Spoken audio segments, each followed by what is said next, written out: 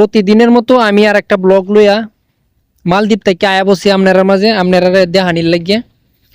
তো এই জায়গায় মূল বিষয়টা হইতেছে যে আমি আজকে যে বিষয়টা শেয়ার করাম এই বিষয়টা দেখাম যে আসলে আপনার মাঝে এটা আসলে কতটুকু কাজ করে। ঠিক আছে, আপনারা শেয়ার না করলে আসলে এই বিষয়টা বুঝতেন না। তো এই জায়গায় মূল বিষয়টা হলো যে আপনার এখন আমি মনে করেন যে সাগরে নামতাছি। ঠিক আছে, আমি যেহেতু সাগরে নামতাছি তো এই জায়গায় মূলত কথাটা হইলো যে আমি এখন কিন্তু সাগরের কাছাকাছি আছি, মানে কাছাকাছি অবস্থায় আছি দেখতেছেন। ঠিক আছে, তো এনে আমি যখন আইসি মালদ্বীপ আবার পরে আমি একটা জিনিসই দেখতাছি, এই জিনিসটা আমার কিন্তু এখনো মাথার মাঝে ঢুকতেছে না, মানে আমার মাথার মাঝে এই বিষয়টা ডুবাইতে পারতাছি না যে আসলে আল্লাহর যে একটা লীলা খেলা। ঠিক আছে, এই বিষয়টা এখনো আমার মাথার মাঝে ডুবাইতে পারতাছি না। তেন আমি একটা বিষয় দেখাই, আমি ক্যামেরাটা একটু ঘুরাই আপনারা দেখাই দেখেন। এই যে দেখতেছেন যে এই সাইডটে এটা কিন্তু আপনার সাগরের একটা সাইড।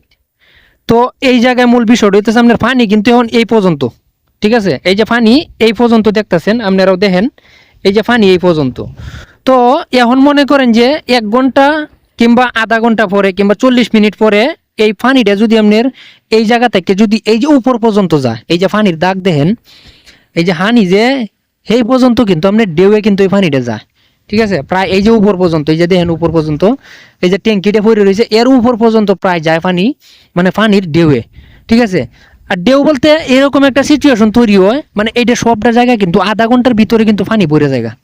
মানে সাগরের যে একটা জোয়ার, মানে আল্লাহর রহমতের বিষয়টা হলো এরকম যে আল্লাহর কি একটা রহমত যে সাগরের একটা জোয়ার যখন আইয়ে তখন কিন্তু আপনি আধা ঘন্টার ভিতরে দেখবেন যে আপনার 3 ফুট 2.5 ফুট পানি বেড়ে গেছে হঠাৎ করে আপনার 3 ফুট 2.5 ফুট পানি বাইরে যাবো গা যখন আপনার সাগরে একটা জোয়ার আইয়ে। ঠিক আছে, আর এই যখন এনে আর একটা জিনিস আপনারা দেখাইতেছি আমি, এই যে একটা জিনিস দেখেন, এই যে চতুর্থ সাইডে মনে করেন যে বানায়া তুইছে।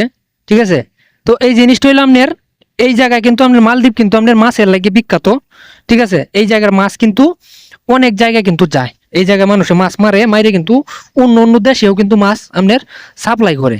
ঠিক আছে, তো এরা যখন মনে করুন যে মাছ মারা যায় তখন কিন্তু এই যে জাল আছে সাইডে জাল আছে, এই জাল মনে করেন যে এই যে কুপটি আছে, এই কুপটির মধ্যে নিচেতে মনে করেন যে দড়ি লাগাইয়া সাইরোকানিতে বাইন দিয়ে এরপরে যখন সাগরের মধ্যে মাছ মারা যায় তখন মাছ মারে তারা কিন্তু মাছ মারলে মাছ তখন লাগতো না, মাছ মারলে মাছ কিন্তু এটির মাঝে রাখি কিন্তু আস্তে আস্তে টাইনে কানি দাইনে বিড়ায়।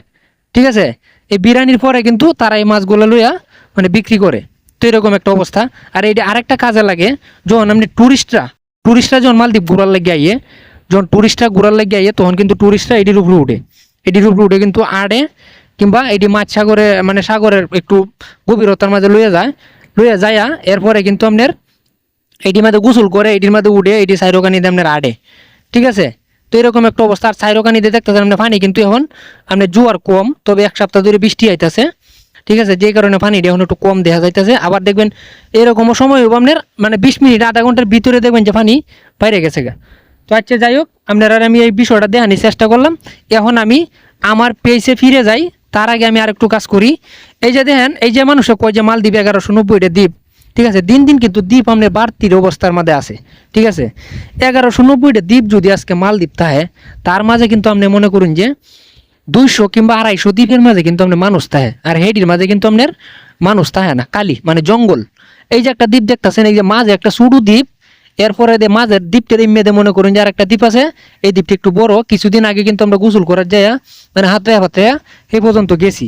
ঠিক আছে, তো আচ্ছা যাই হোক, এখন আমি আমার পেজে যাইতাছি দেখেন। তো যে বিষয়টা কইতাছিলাম, এই বিষয়টা হলো যে আপনার এই যে পানির যে বিষয়টা আমি একটু সামনে যাই দেখাই।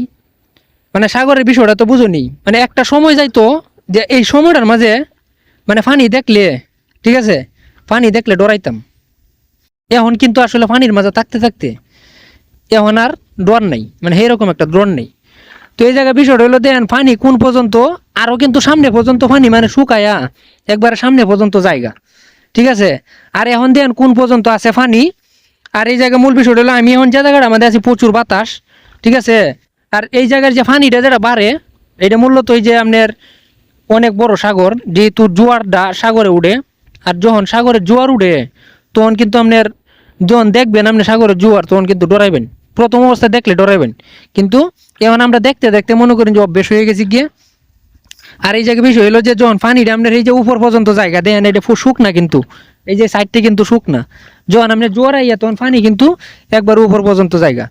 আর আমি এখন যে জায়গাতে আছি মূলত আমি আবার পর থেকে মূলত এই দ্বীপের মাঝে আছি, ঠিক আছে। এই দ্বীপের মাঝে থাকতেছি প্রায় মনে করেন যে প্রায় 20 মাসের মতো।